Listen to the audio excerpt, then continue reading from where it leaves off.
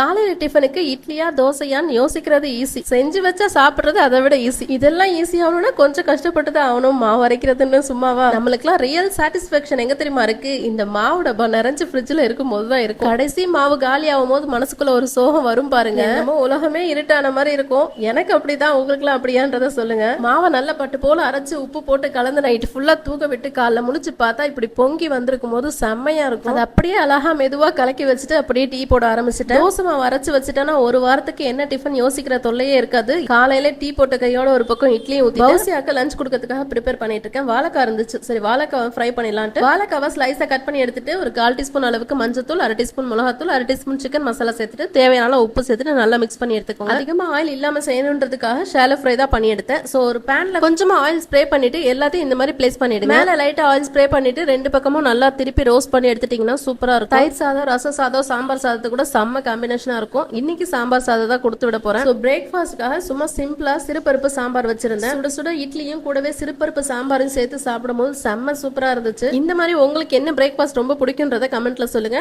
இந்த வீடியோ பிடிச்சிருந்தா மறக்காம லைக் பண்ணி சப்ஸ்கிரைப் பண்ணிக்கோங்க. தேங்க்ஸ் ஃபார் வாட்சிங்.